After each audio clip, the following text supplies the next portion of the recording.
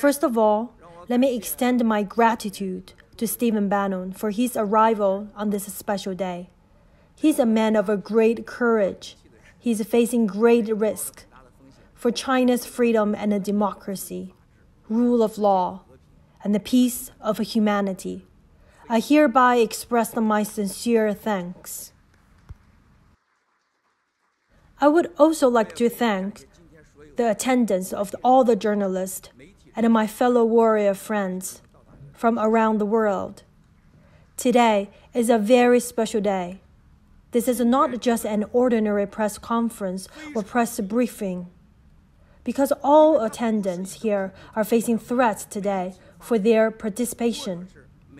These threats may exist against any single one in the world, including every individual sitting here today. Years or dozens of years ago, no one would imagine that he would be killed by holding press conference in New York of the United States. His hotel reservations would be cancelled. No one would imagine that these journalists will be threatened by phone calls from the Chinese embassies, refused a visa, or have their visas cancelled, so that they will not be able to attend this press conference.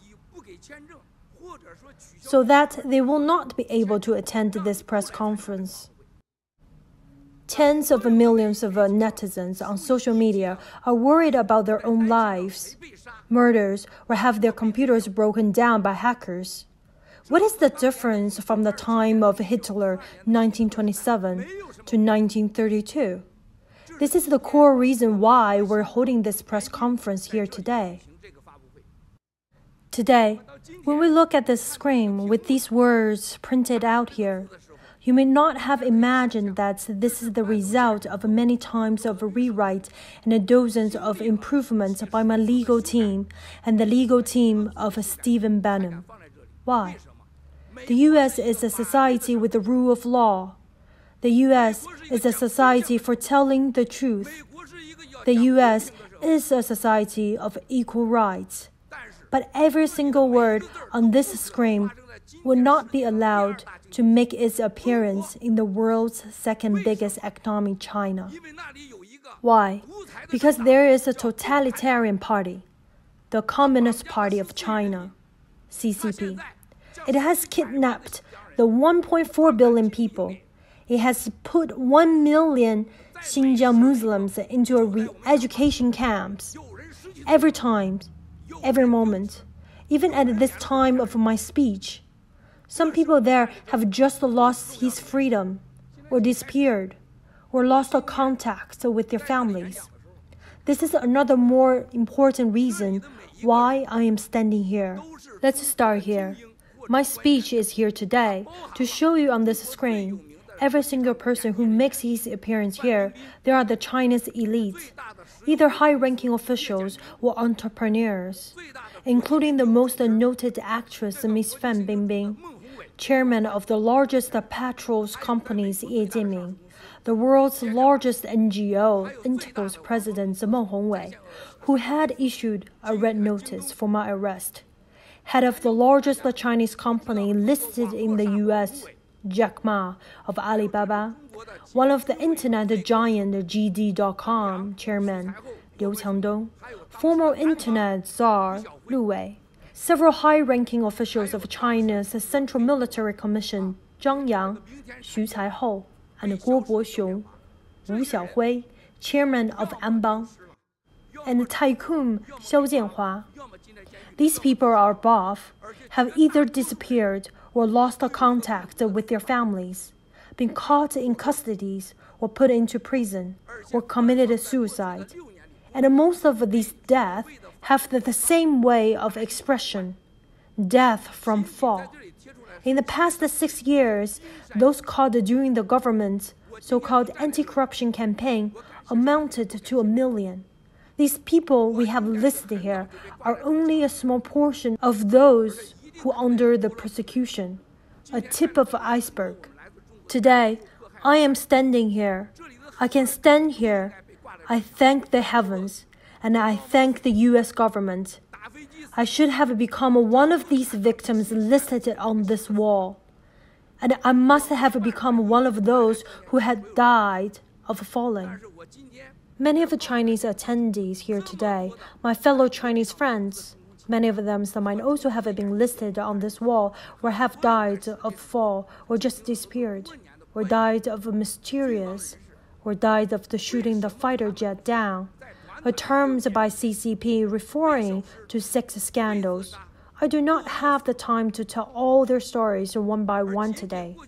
But I want to tell you that so many world-famous and successful people in the movie industry, or entrepreneurs, or cultural figures in the industry, so many officials or military personnel who have made their reputation on the international arena. Why in a short time of only 6 years they have disappeared, been forced to commit suicide, or died from falling from height? I want to tell you that the number of Chinese with abnormal deaths arrested by police or just made disappeared in the past 6 years is greater than the total number of the similar cases in 70 years since the founding of the Republic. This is also the biggest number of its kind in the whole world. Is this normal? Does this tell the facts? You can see all the people listed here and in their stories, like the disappearance of the Mr. Meng Hongwei, who has issued a red notice for my arrest. On April 19, 2017, on my whistleblower, I mentioned Mr. Wang Jian, former co-founder of HNA Group. Today, I am not going to tell all their stories. I only want to share with you this most important case of one of the world's largest conglomerates, HNA, who have carried out some of the most important acquisitions in the world in the past 4 years. And its boss Wang Jian, who has led one of the fastest-growing companies in the world in the past 5 years.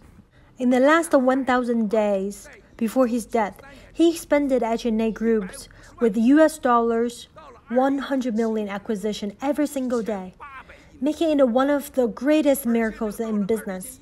In these 1,000 days, his acquisitions were all over the world, making histories of his time. But he finally died of the so-called fall from the wall while taking photos. Was that the truth? Now, I want to present to you the truth behind HNA Group. If you want to learn about the truth of HNA, you need to look into its histories of development. You see, in 1993, the company was valued at $1.5 million. By 2017, it was valued at $180 billion. The main change happened from 2005 to 2014. From 2014 to 2017, about 1,000 days, as you can see, they had an increase of more than $100 billion. After acquiring 10% of the shares of one of the world's largest companies, the Deutsche Bank, the biggest chip-making companies in the U.S., and the biggest hotel, Hilton Hotel, and the CIT. You know what the biggest chip maker and the Hilton Hotel mean to the U.S.? When we see all these, do you think the expansion of HNA has followed a reasonable course? I would like to tell you that HNA Group is just one of the many or millions of enterprises in China. Why only this company of HNA, in the past 1,000 days, has its value increased by over $100 billion. Every single acquisition by HNA violated the law of the People's Republic of China. Every single acquisition by HNA violated the law of the People's Republic of China. Every decision made for these acquisitions lack of legitimate support from Chinese law. Transfer of every single dollars from China to overseas countries lacked the basics of support from Chinese law. So what is the basics of HNA rapid expansion? From 1993 to 2017, as we can see on April 19 of 2017, when I started to review the truth behind HNA, in my whistleblower, This lady in front of us, Miss Gong Xiaoxia, from The Voice of America, had an interview with me. I told her that HNA has a strong government background by corruption, an influential intelligence background, and its chairman Wang Jian must be murdered by them, corrupt CCP officials, in a humiliating death. During the interview with Xiaoxia, planned for 3 hours, the live streaming was interrupted. As a result, Ms. Gong Xiaoxia and her team have all lost their employment with the VOA. And I am truly sorry for that. From the date of the April 19th, what happened within 20 hours after the interview? You have seen I was issued a red notice by the Interpol, and I was charged for raping. Ms. Gong Xiaoxia lost her job. The Foreign Ministry of China and all the Chinese medias depicted Mao Guo as a wanted criminal and a rapist. The most wanted run away. In addition to interviews and interruptions with the VOA. After April 19th, we have seen HNA wasted no time to announce that the Mao Guo was a liar, a wanted criminal on an international scale. They brought about a lawsuit against me in New York. What follows is that HNA has been widely questioned by the world media. Many of the journalists that are sitting here today, Bank of America, with the doubt that HNA shareholders have not supplied their true personnel information, stopped its cooperation with HNA.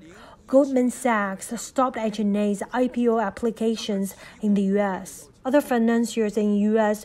also stopped their cooperations and fundings to HNA.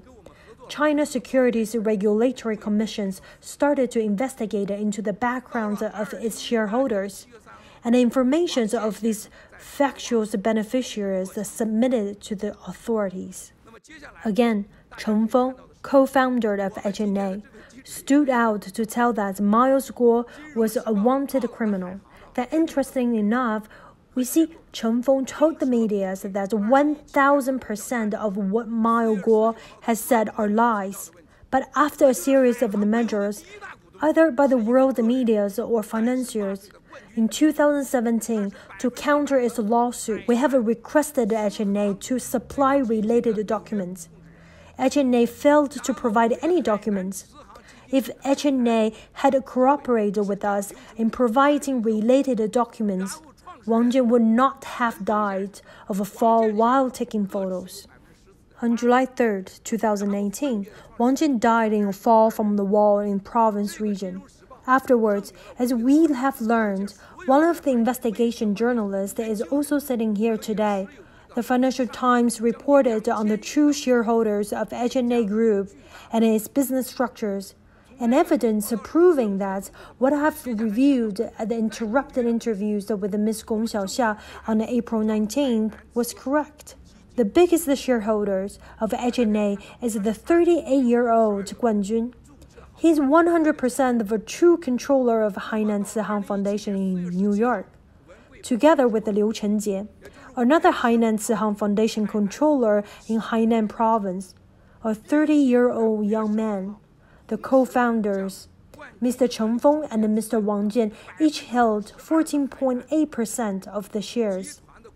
There are other shareholders too, taking about 2% or 3%. The Financial Times report has confirmed the correctness of my revelations and also raised the questions of why these two young men have the capacities to hold the major shares of this huge investment group valued close to $200 billion. This report tells I was right with my whistleblowers.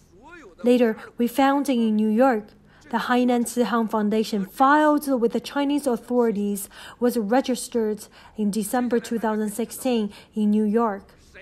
By April 17, 2017, after my whistleblow, on May 15th, Hainan Cihang activates this foundation. And on the same day, 52% of shares of the Hainan Group held by Guan Jun and Liu Chenjie was transferred or donated to the foundation in New York. That was quick, like taking a flight.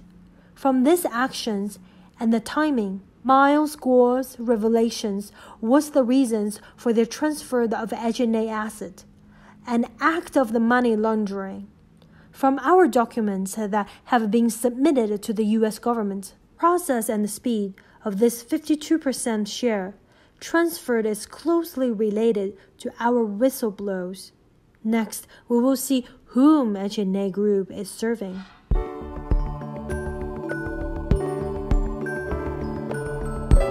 Thanks for watching.